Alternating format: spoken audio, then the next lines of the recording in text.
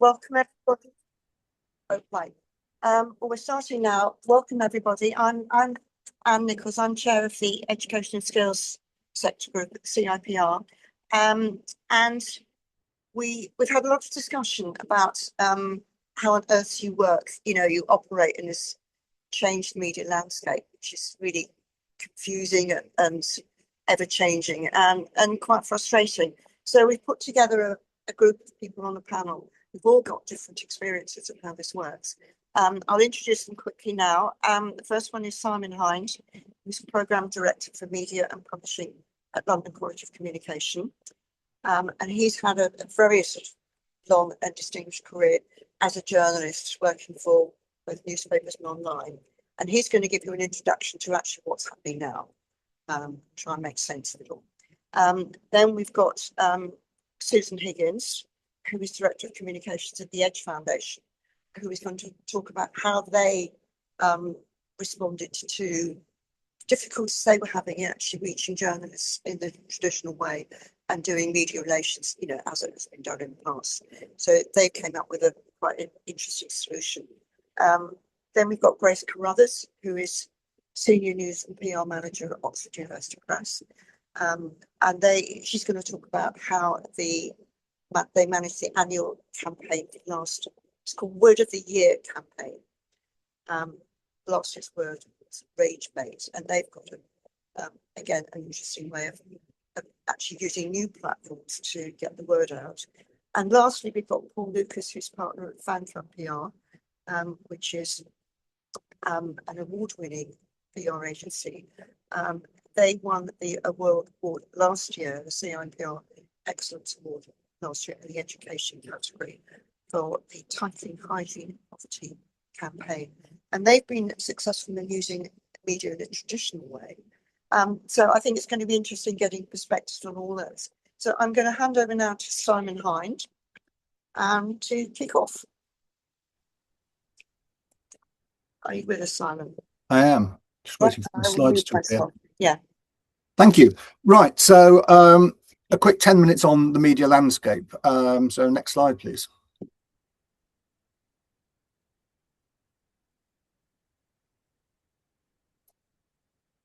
You need to click a couple of times. I think it's got to sort of build my name. So, thank you. When I first came to London, people who've got long memories might remember the distribution vendors for the Evening Standard. The Standard was a massive newspaper in those days. It printed several editions a day, employed hundreds of journalists, held London to scrutiny. There was also the Evening News and the Daily News. That's all gone. The Standard now is a sort of crappy, worthless weekly free sheet. Local news is massively in decline. Where I grew up, a place called Chester, when I was a kid, we had two big local newspapers, massive things, big broadsheet newspapers, came out every week, covered the community. If you won the school prize, you'd be in it. If you played Sunday football, you'd be in it. They covered the council, the MP. You knew what was going on. Everybody bought one or the other of those papers. They've gone. We now have a little website. National newspapers, very much in decline. I started in newspapers in the mid-90s. A paper like, for example, Daily Mail would be selling 2 million copies a day. Now it sells 600,000. The Times, 800,000, 240,000. The Mirror sold 2.5 million in those days, 160,000 now. All of those have changed dramatically. Next slide, please. Some of you might remember the 9 o'clock news and Kenneth Kendall. He would broadcast every night to about 9 million people. Now the 10 o'clock news, it's gone later. I think it has about 2 million viewers. So that's changed. Next slide, please. This is what local news looks like on the internet now, which is where people mostly consume it. You can see the news is in the bottom left-hand corner of the page. 70% of that page is advertising. If you scroll down the page, there are 10 ads on that page, I counted. And this has happened because essentially the financial model for news is broken. In the golden days of newspapers that I was describing, they made their money largely through classified ads, through job ads, through ads for selling houses, ads for selling your car. All that has migrated online to eBay, Auto Trader, Rightmove, and places like that.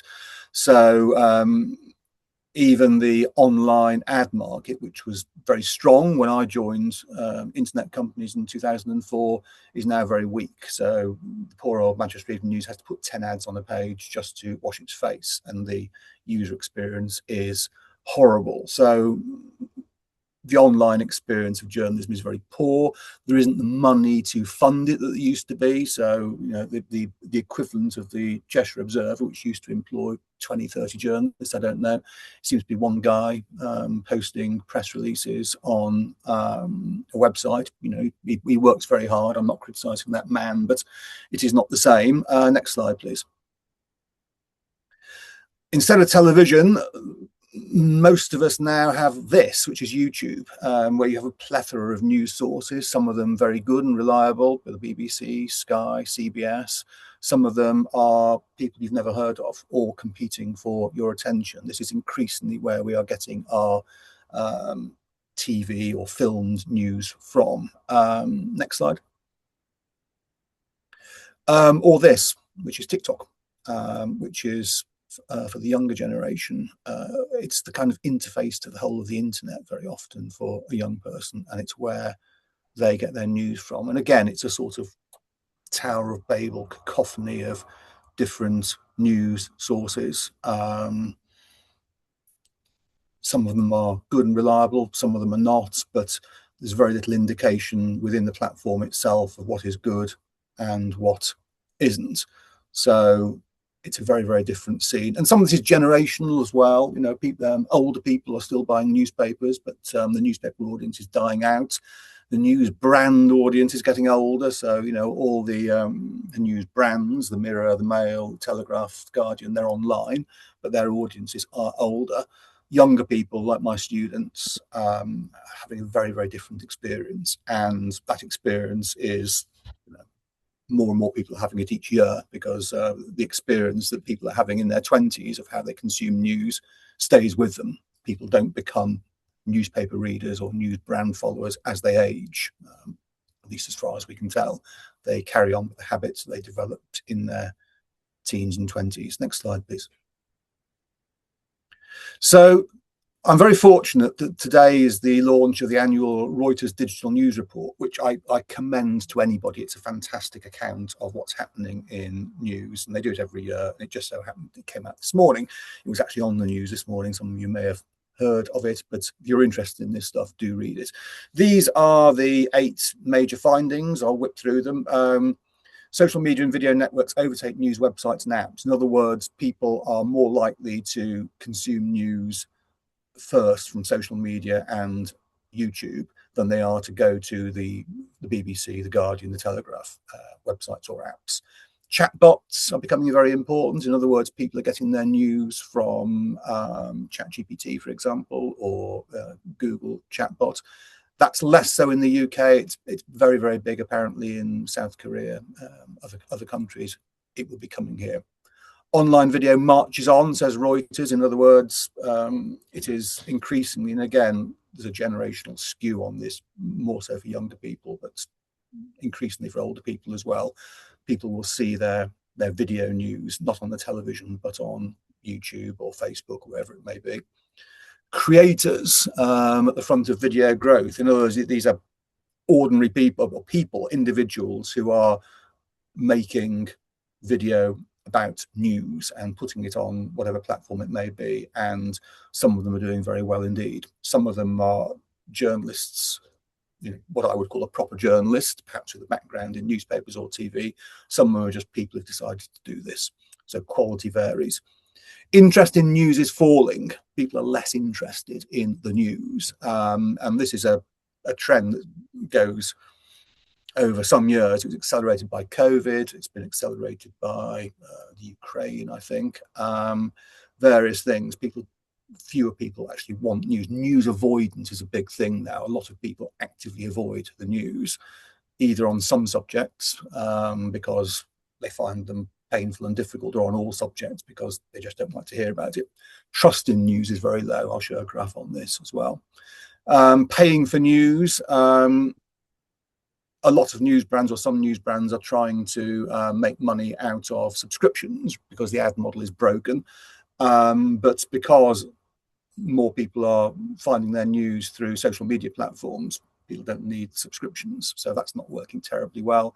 People like impartiality as an idea, but they have general misgivings about whether news actually is impartial. So it's a fairly bleak picture, and that's a global picture, by the way, because it's the digital news report is for the whole of the world, but most of these things apply in the UK. Next slide, please. So this just illustrates where people are getting their news from 2013 to the present day. So you can see that online is pretty static at 75%. The blue line TV going right down from 80% to below 50. Print shockingly down from 60 to 12, and print is, the newspapers are virtually irrelevant now. Social media going up, so you can see fairly clearly what's happening. Next slide, please. And this is trust. This is a UK figure. So trust in news. Do you trust newspapers, news sources to tell the truth? And you can see a fairly steady decline over a decade. There was a sort of thought that it was it went down sharply during COVID. You can see then picked up a bit and seems to be at least flatlining. This year it's gone down 5%, so a big drop this year. So trust is very low. Next slide, please. These are trust for individual providers. It's slightly, it's listed alphabetically rather than in order of most trusted, but BBC comes number one, both alphabetically and in most trusted. So interestingly, major brands, well, perhaps surprisingly, unsurprisingly, I don't know, major brands, BBC, Channel 4, Financial Times, The Guardian, ITV, regional local newspapers and Sky are all scoring over 50%. Everything else, quite a lot of them are terribly low. The Sun, you can see 13%, Daily Mirror 20%. So there is some residual trust in some of the larger brands, but a general decline, I think, in these figures exist in a general atmosphere of low trust in news. Next slide, please. Some interesting trends. Some of you might know the News Agents, a podcast produced by Global. I think we are starting to see personality-led news products, where rather than it being, in this case, Global News, or rather it being The Guardian or BBC, it's names of people. And I think there's an interest and a greater trust. I see it amongst my students a lot. They prefer to know who the people are who are delivering them news, to understand a bit about their priors, their convictions, their beliefs, so that they can understand where they're coming from, rather than a sort of institutional statement about being neutral. So I think we're seeing more of this sort of stuff. These people all had a significant track record in broadcast news. They were known names, but increasingly we're seeing news creators, people who have no track record, who are making themselves aware, doing this kind of thing and building an audience. Next slide, please. This man, probably everybody in the room recognises him, if not Martin Lewis, money saving expert, the most trusted man in Britain, I think, according to some measures. He's kind of a journalist, he's in newspapers, he's got his own website. He's a personality-led financial journalist. He probably wouldn't describe himself in those terms, but that's what he is. And he is, one of the most successful journalism brands in the country. Next slide, please. And some other interesting things that I think, they're small things that are coming up, but Substack, there are now quite interesting sort of one-person or two-person operations. So some of you might know London Centric, which is doing some really great reporting on London. It's Jim is a former Guardian journalist. He just cycles around London on his electric bike and finds stories. He does the kind of thing that the Standard should have been doing, and abandoned doing probably 10 or 15 years ago, and he's shown there is a market for that. I mean, it's not the mass market of the BBC or the Times, but there is a significant market for well-researched, deep, interestingly produced news. So that's one example. Next slide, please. Vittles, a food journal, a Substack about food journalism. Again, a niche, but very, very successful. It has expertise, authority, an editorial voice. I think we will see more of these things. The costs of setting them up are essentially zero because you're not printing anything. You just have to have a Substack account. So the barriers to entry are very, very low. There's a lot of stuff on Substack. Much of it is not good, but there are some really interesting quality things emerging. And the next slide, please. And a shout out for the Fence magazine, which is a fantastic print launch of about 7 or 8 years ago. It's not massive, but it's growing. It's doing very, very high quality journalism to a slightly niche audience still, but it will get bigger. So I think some of the most interesting signs of encouragement and positivity for journalism are in these smaller emerging brands with a distinctive voice that build a different kind of trust with their audience, which isn't the kind of trust of we are the BBC and we are impartial. It's more about we know who the people are who are behind this. And I think this is something we're going to see more of in the next few years, and is one of the relatively few things that gives me hope for the future of journalism. Thank you very much. Thank you, Simon. No, that was absolutely fascinating. Can I just tell people to put their questions in the chat box and we'll deal with them at the end. I don't think I should have mentioned that before. Right, we'll go on now to Susan Higgins, who's Director of Communications at the Edge Foundation. Hi, Susan. Hello, everyone. I'm just going to get my... Can you see that? Give me a thumbs up. Okay, great. Yes, I'm the Director of Communications at the Edge Foundation, and interesting that I'm following Simon because I think that this is very relevant. You can really see the link between what's going on in the sector and in the media, and then how Edge has responded to that. So just a bit about our remit. We're an independent education foundation. We're an advocate for a broad and balanced curriculum, and we work to improve vocational education.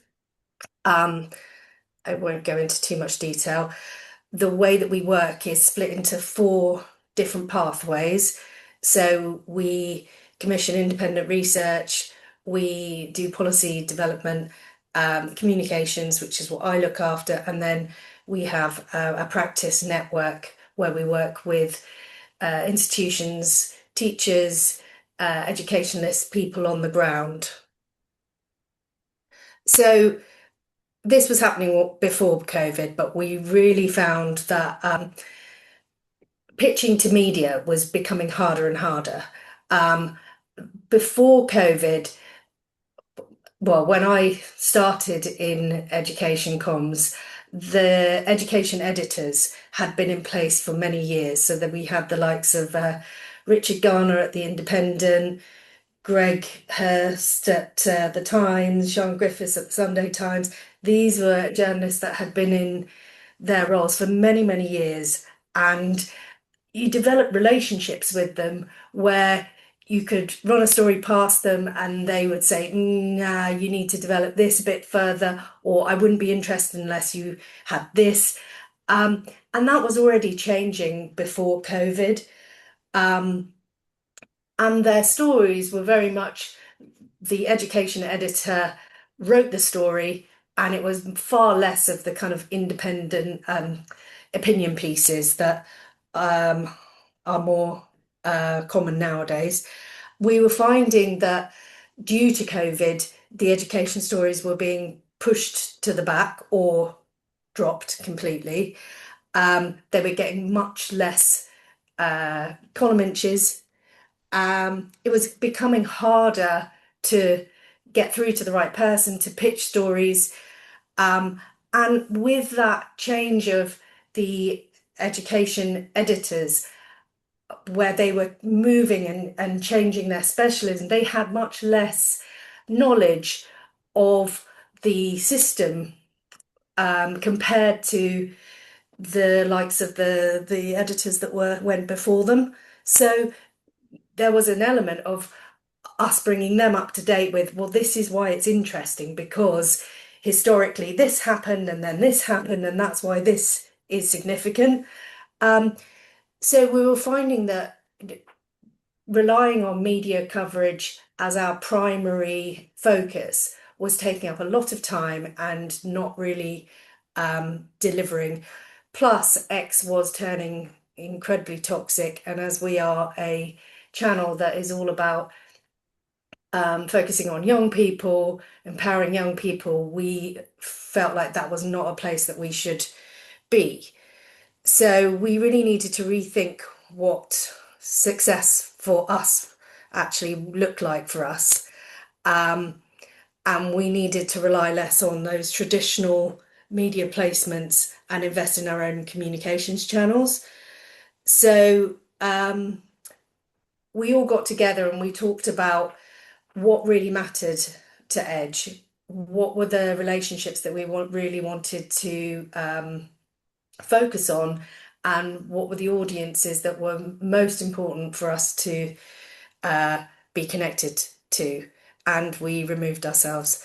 Well, we took a period of 6 months where we reviewed the situation with X, and unfortunately a lot of our contacts and followers were on X. They were by far the most significant channel for us. So it was not an easy decision. Plus the government, all of their channels are on, and still are on, X. And there was that argument of you need to be in the conversation. But as things got more and more toxic, we decided to remove ourselves and focus on LinkedIn. So our strategy moved to creating our own content, which is something we had far more control over, but also we could be quite creative. So we upped our webinars and roundtables and opportunities to get people together. We developed some series of content, so things like What's in a Word and Learning from the Past, where we looked at past policies and interrogated them about what worked really well, what didn't, what failed, so that this could help inform future policy. We commissioned our own videos, we launched a podcast, and we really thought about the content that we wanted to see, and we piloted a whole load of different things to see what the audience wanted, and we reviewed that, and based on what our audience clicked on and downloaded, we produced more of it. So we also built networks, human networks of other people that work in similar roles to ourselves. So we created a policy network for people that were working in policy to share their work, the same for communications, the same for, we have I think 3, maybe even 4 research networks for early career researchers, international research, and a number of others, where we could convene people who were in the same world as us and share best practice, knowledge, and collaborate. And we moved our focus to knowledge sharing, collaboration, building relationships, and showcasing other people's work. So instead of asking for people to run our stories, instead of the pitching, which we still do and we just do less, we started to help our stakeholders share their stories. So we tried to create a channel where others would come to us with their work. And that's worked really well for us. I mean, it's taken probably 2 years to build, but it's working really well for us, and we now have colleagues coming to us with their blogs, their videos, and we have the opportunity to offer places on at events, on panels, and on the podcast. So we've really focused on building those real life connections too. So we host some school visits to institutions that we think are really worth seeing, and we gather people together who have similar interests and values, and we get them all together and we create a one-day program, and we do that all over the country, and that's part of our deeper learning network. And it has really helped us meet new people, elevate our status in the sector, and I think it's also helped us to become more well known generally. So I'm just seeing if I've covered everything here. It's also really helped us with communicating with policymakers, because we have so many examples of where things are done well. And we have, in our last event, we ran an FE News Collective. We had 6 or 7 civil servants who work for the Treasury, for the DFE, all part of these conversations, where I think probably in the past they would have joined, made a statement and then left the room. They stayed, they contributed, and we had a dialogue, which is something that we've been trying to build so that we can help change policy. So to kind of summarize, we focused on building trust, relationships, credibility, community, and reputation. And then we became the conveners and the connectors and the curators, and I guess experts. And it's really, sorry, gone back there.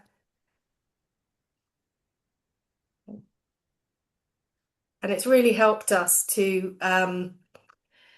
it's increased our engagement through our newsletter. It's increased the numbers of people that attend our events. And I think we will always be interested in placing media, but we've really put less energy and emphasis into it, and worked harder to develop those relationships, because we think those are the things that are lasting, and that's worked really well for us. So that's it. Thank you. Susan, thank you so much. A lot of lessons there, and I've seen there's some questions gone in the chat, but I think there's really good examples that could work for a lot of organisations. So thank you, Susan. Grace Carruthers is next. She's Senior News and PR Manager at Oxford University Press, and she's going to be talking about the campaign, the annual Word of the Year campaign. So over to Grace. Bear with me 1 second. I'm just trying to share Grace's slides. You can hear me okay. But yes, I'll just wait for those slides to put up. But yeah, I'm here today to talk about the Oxford Word of the Year. This is an annual campaign. You might see a lot of people issue their Word of the Year around kind of December time. We like to think ours is one of the definitive ones. So just onto the first slide, a quick history for anyone who might be a bit unfamiliar with the campaign. So the Oxford Word of the Year actually started in 2004. And its whole kind of purpose was to reflect how language evolves and changes over time. So while our dictionaries at Oxford are regularly updated to reflect those changes, the campaign really highlights the key trends that have emerged over the last 12 months, and is a nice opportunity to look back on that at that time of year. So in terms of the process, our language experts analyse a 30 billion word corpus. They identify new words and kind of any significant shifts in meaning or usage. So very, very interesting stuff. But as kind of global interest in the campaign grew, it really did become a major kind of brand moment, if not the brand moment for us in the calendar year. So in 2022, the decision was made that the group comms team, which is the team I sit in, made up of experts across PR, brand, social media and design, would kind of lead that campaign moving forward. So just onto the next slide. Thanks, Christine. We took quite a leap, it would be to say, in our first year. We actually decided to open it up to public vote for the first time in its history. It really felt right. If you can kind of cast your mind back to 2022, it was very much a year when we were emerging out of the other side of COVID. We were reconnecting and reuniting with loved ones. Language had been such an important thing for us in terms of how we were communicating with each other for a difficult time, that actually when we reflected on it, it didn't feel right to kind of make that decision about the word of the year behind closed doors and in kind of the Oxford lab. A lot of our messaging was centered around how language belonged to everyone, and we all played a really unique role in shaping it. Safe to say the gamble paid off. We had overwhelming engagement and really positive feedback. In that first year with the vote open, we had over 340,000 votes on a 3-word shortlist, and Goblin Mode actually won by a landslide. But it really showed that public participation and engagement needed to be core elements of the campaign moving forward. Obviously, at the same time, it was crucial to balance that kind of the language expertise and ensure that the campaign was rooted in our lexical data and the expertise of our lexicographers. So since then, we've sort of struck a balance. We invite public input into the shortlist, but the decision is actually with our experts at OUP. So just moving on to the next slide, last year's campaign, not sure if you've seen any of these, but for 2025, we wanted to kind of build on those strong foundations that we have already over the last 20 years.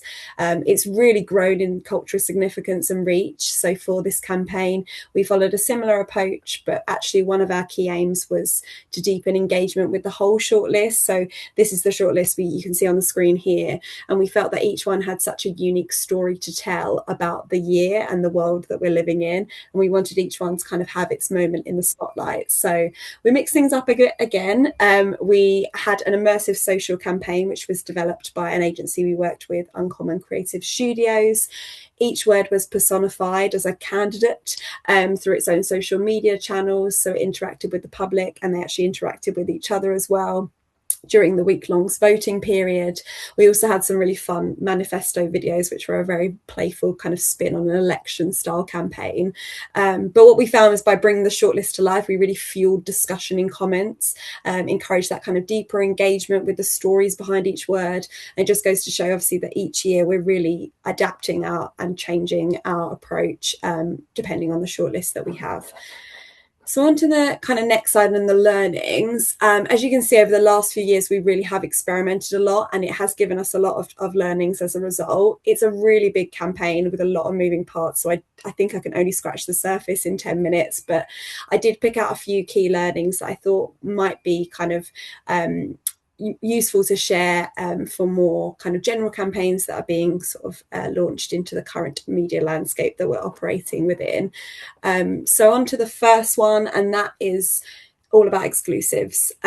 So exclusives very much, in my mind, still have their place. At least it definitely does for this campaign.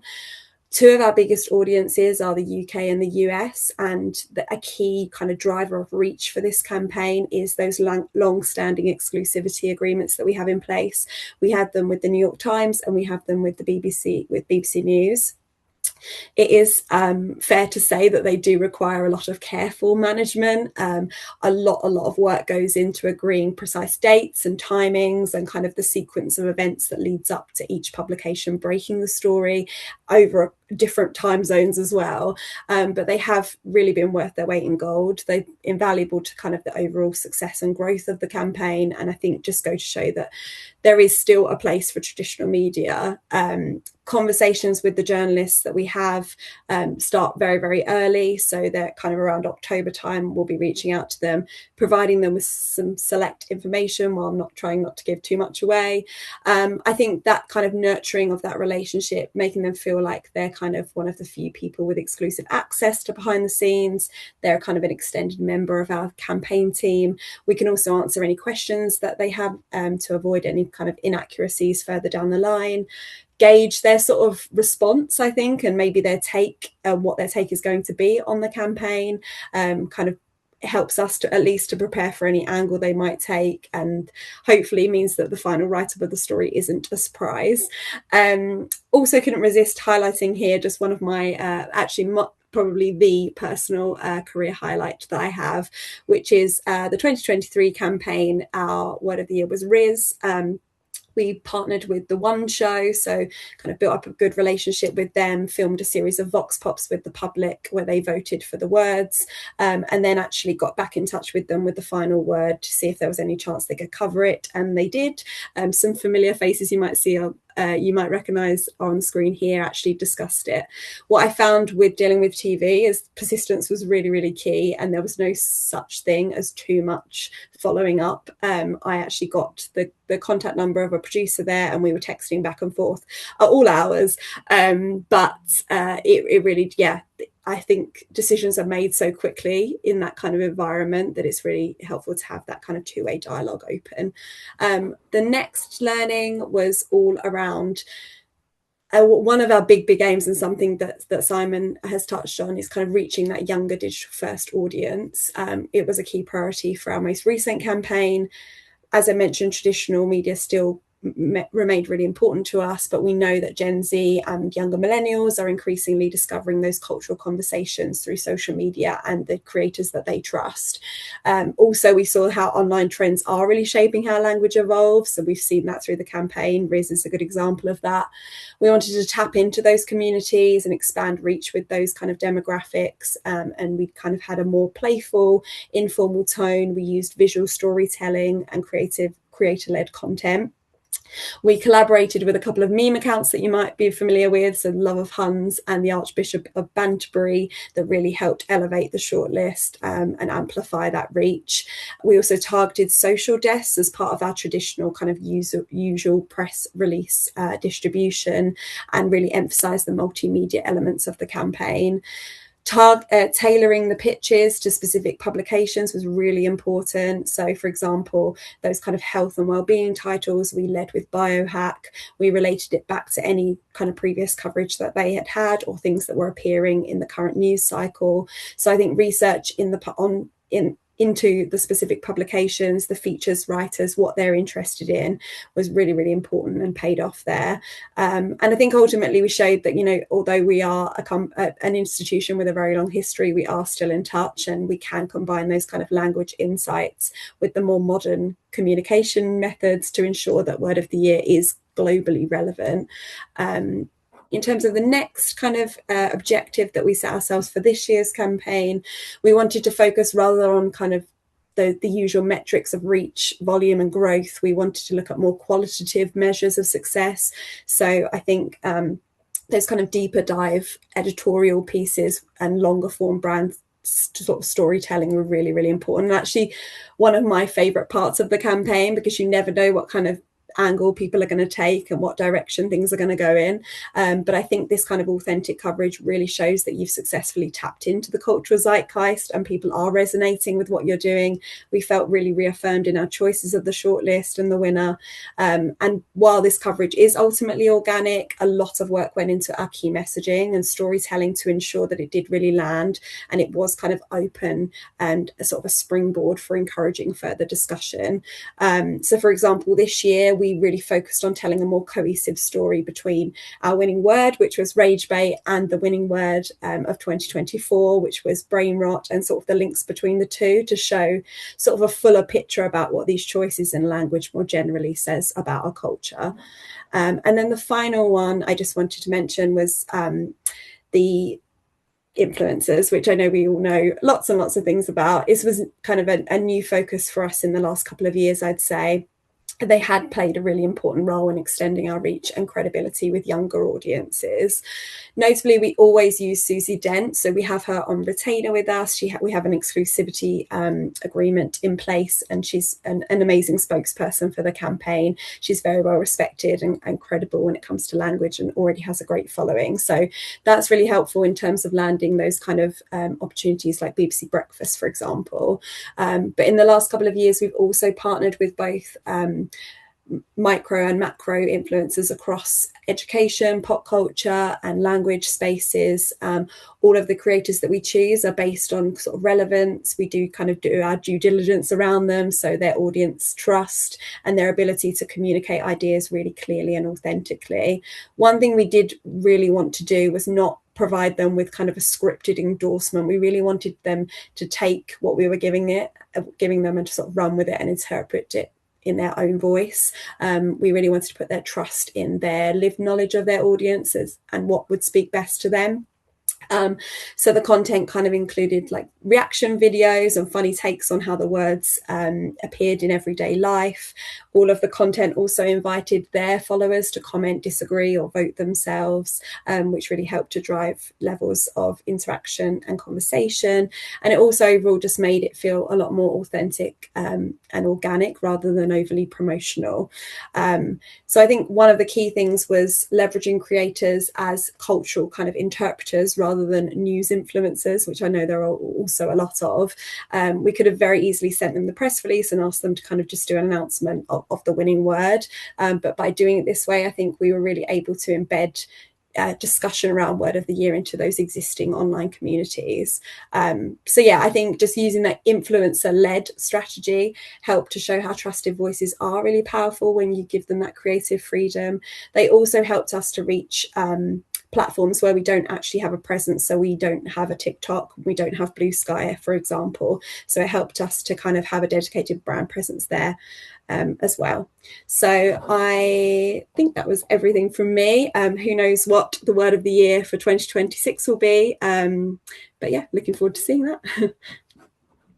Thank you so much. Thank you so much, Grace. That was absolutely fascinating. Do Google the word rage bait. I think that resonates for a lot of us. Last, Paul Lucas, who's a partner at Fan Club PR, who's going to talk about the Tackling Hygiene Poverty Schools campaign, which is to slightly a little extent backs a trend that's been hugely successful in getting national media coverage. So over to Paul. Thank you. Let me just get the right share up. Can you see this? Just let it load. Yeah. So I'm here to champion media relations, I guess, but doesn't mean I don't agree with anything that's just said. Actually, Simon's look at the media landscape completely rings true, and also how Susan has been building content for themselves to create influences are all other strategies we employ. And in the campaign I'm going to show you now is more about clean up child hygiene poverty. Although media was the primary channel that we focused on for this particular campaign, there were other elements that touched on owned content, which is equally important to back up the campaign, and also looking at influence and influencers as well. But I'm going to just concentrate on the media here and how we made it work in the media. And a lot of the building work and framework actually rings true whether you're doing a social media-led campaign in terms of social news channels versus more traditional news channels. And I think you'll see that as you come through. The first thing is about having a good narrative, really, and flipping the script. You're talking about hygiene poverty here. And when you look at hygiene poverty and see how it's mainly been reported on the news, you look at headline stats, the amount of people suffering from hygiene poverty, what is that big volume number? What does it mean? What are they missing? That story's been told before. If you want to stick out in the media, we all know that we need to find a new angle, a fresh angle, something that as you know, tried and tested in PR, something that's surprising, shocking, or unknown. Tell something different. And that's what we did when we started this campaign. We looked at hygiene poverty. We looked at how it's affecting children and families, which is this was actually focused on. And rather than tell the story from the children themselves, which would be ideal, but very is not something where people are going to put their kids forward for. We looked at hitting down to the source of people that are actually, if they're not experiencing themselves, can tell the story for us, and that was the school teachers. So we started with the schools, we started with the school teachers, and we looked into research that gave us a headline stat, which is that school staff spent £40 million helping pupils in hygiene poverty last year. This is the money that they were taking out of their own pocket to pay for anything from taking the uniform home and cleaning it themselves for their children in their class, giving them soap suds to take home, detergent, or the schools themselves actually doing it. And these are the stats we come out. So we started to flip the script. We gave a different story from a different viewpoint with a different human voice, which we know is very important in terms of first person when it comes to the media. Then it's about making it visual. And why make it visual? We all know that a picture paints 1,000 words, but also when you look at the way media is now, we're not just talking about print media, we're talking about online media, but we're not just talking about online media, looking at the social channels of that media, and we're also looking at the people we're working with sharing it. So find a visual metaphor for the story you're trying to tell, and think about that in terms of how you're going to use that through different mediums. So this is one part of what we did here. Yeah, you see that there's Parliament in the background here. We set up just outside Parliament 40 pieces of washing, one piece of washing for every £1 million that the teachers spend of their own money on trying to help children get out of hygiene poverty. This was our visual metaphor. It was our backdrop. It then acted as the backdrop for any interview, for all the content we created that we could then cut, slice, and dice to give to media, to give their social channels, to put on our own channels, to give to the people that we were using, expose people to share on their own channels, in order to make a whole community of noise that the media can't ignore. It's something that allows them to tell the story by a static image or a moving image. It also helped us in terms of putting it in front of Parliament. We wanted the government to see what we were doing. We wanted them to hear and see the story. So that helped the media get in front of the government for us. Then you need to identify your voice. A lot has been said here about personalities in the media and individuals driving the news. That's as much about when you look at how the news is reported in traditional media as it is on social media. It's first person. They want to talk to a case study, a person, tell it through a human lens. If you haven't got someone who can tell the story for you, then it's not very interesting. So, and it's about looking about who can help tell that story and give you that authority, particularly with emerging with LLMs and AI and GEO.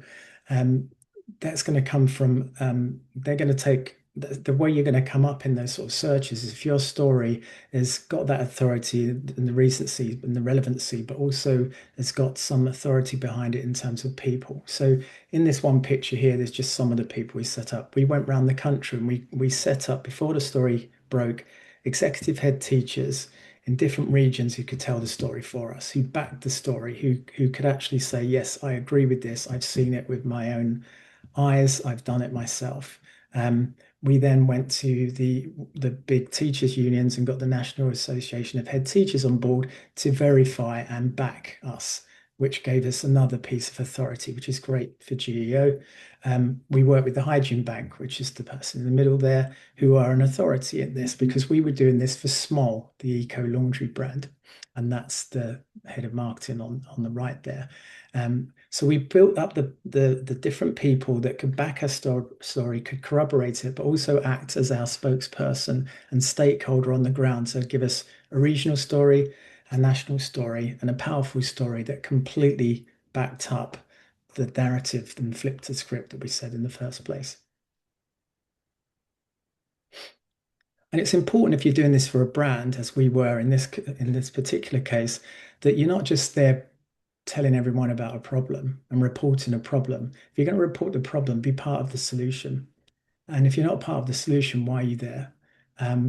So behind all of this, there's a whole, and this is where all the owned content comes in. There's a whole program. It's called Suds in Schools. Suds in Schools is a program where with Small, we're putting mini laundrettes into schools so the schools can actually do the cleaning for the children. Takes away the stigma and embarrassment of parents actually saying they can't afford to do it themselves. Jumpers, trousers, whatever can be washed and dried and put back on the child before they go home. It's almost invisible. It's like an almost invisible help for parents at home that are in need. And it helps to keep the children in school, because there's a lot of children that will actually be truant, not take part. It really affects their mental health when they're suffering from hygiene poverty. So having a solution, being part of the solution, making that part of the story, and also part of the call to action. Because if we're going to talk about child hygiene poverty and the fact that it needs to be cleaned up, then this story would be worthless unless we were showing how we could do that, how people could do that to help, and then actually make that change, which then gives us the impact. And even though the impact is reaping the rewards through the media, it's more about the impact that media then gives us. So you can see here there's social versions of the media, there's print versions of the media. There's a lot to do with broadcast. Broadcast is really rich for stories like this, and actually when it comes to impact and creating action and getting consumers to actually go out and do something, broadcast is really powerful, be that radio or TV. But the rewards in this, in showing how if you've got the story, you package it correctly, put the right building blocks in place, which go across all kinds of groups, really, you can create impacts. And just to sum it up, while this was on, we had 32,000 people donate a wash through Small. The Hygiene Bank saw a 400% increase in donations compared to a regular month. Because of the work we did with Suds in Schools, the templates and own media channels that we had in place that allowed people to come and actually take part in a call to action. We had a template letter for MPs there. 6,000 people downloaded that in the first week. It then elicited a response from the government, who, as part of their child poverty task force, said that they would start to listen to frontline staff. They would talk to teachers and see how they can help with struggling families and make a difference when it comes to including hygiene poverty in the task force, which had been ignored before. And this is an ongoing campaign. We'll do it some more next year, but it is reaping the rewards. So traditional media can work. You've just got to make it work for you. And that's it from me. Thank you so much.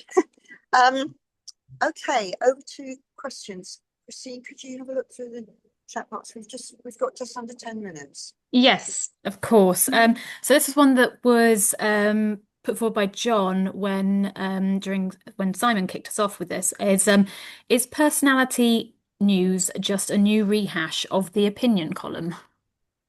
I mean, it can be, yes. I think more generally, I would say that a lot of influencer-based news or personality news, even things like news agents, they are ultimately parasitic on journalists who do reporting. They're mostly doing forms of commentary and analysis, which is fine. There's a place for it.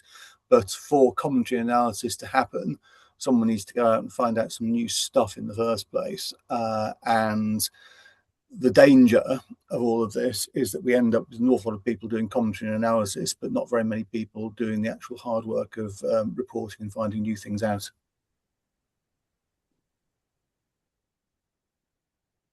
Thank you, Simon.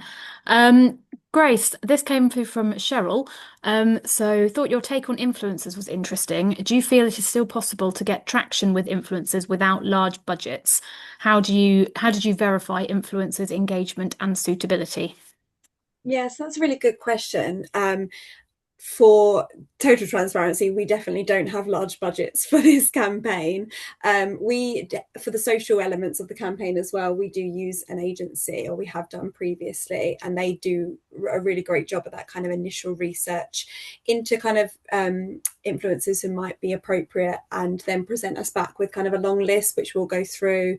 And we did narrow it down. I think we've kind of, the most we've used in 1 year is maybe 3, and with that has been kind of one piece of content. I think giving them more creative freedom rather than that kind of scripted endorsement probably is a little bit cheaper, because they can kind of do what they want to with the content to an extent, and kind of it will still be in keeping with their channel and their sort of own brand. So I think we're also maybe quite lucky in that there aren't masses of influencers who would want to talk about language as a topic, so it wasn't heaps and heaps to go through. But yeah, I think doing that kind of initial scoping out was really, really important, because you can be really targeted in your approach. Thank you. And actually, just sticking with you, Grace, another question that came through from Robin, who works for a research data service, and was interested in the analysis of the 30 billion words that goes into the Oxford Word of the Year campaign. Do you run any niche content on the process, or do you simply use it in passing as a stat in your main content? I think generally it's more of a context setting for the campaign as a whole. We obviously find it fascinating, and we could talk about it for hours and hours internally. It is quite a complex process, and it is broken down actually really well on the OED's website, where they do talk about kind of how they go through that language analysis and the process that the lexicographers take to kind of reach that long list. It's also something we always build into our messaging for spokespeople, and it can be touched upon in kind of some media interviews and things like that. People do want to know about the process, but I think generally speaking, the most interest lies in the words themselves, and that tends to be the questions that we get around those words and what they mean for culture more generally. Thank you. They are all the questions that we've had submitted, and I'm conscious we are kind of running close to the end of time at the end of the session. But also just to say, there's also some comments in the session about how what a great campaign Paul talked us through as well, and how imaginative it was, and what a brilliant use of visuals. So definitely back that up. So I think just to kind of wrap up, thank you firstly everyone who has spoken today. Some amazing case studies and some really interesting insights. I was capturing notes as everyone was talking. I think the kind of overriding theme really is, for me, is that actually the audience is it feels much more in control of how the media is evolving at the moment. We've moved from a place where it was purely printed outlets, and actually now the landscape has shifted, and there's a lot more ownership by audiences of the news, what they want to engage with, what channels they'll use as well. And equally, we've seen such a huge transition in how the media is operating in a short space of time. And now with AI transforming everything pretty much, I imagine that's going to only continue. So really fascinating insights, amazing to see how everyone's adapting, and how at the heart of it, storytelling is still the most important thing, and it's how we're telling those stories and connecting with audiences that is shifting. So thank you again so much for everyone for joining. Thank you for all of our panelists. We will, as usual, do a write-up of this. There'll be a recording of this as well on the CIPR website. And we will aim to circulate some slides to everyone who's signed up as well. So thank you very much, everyone. Thank you. Thanks for listening.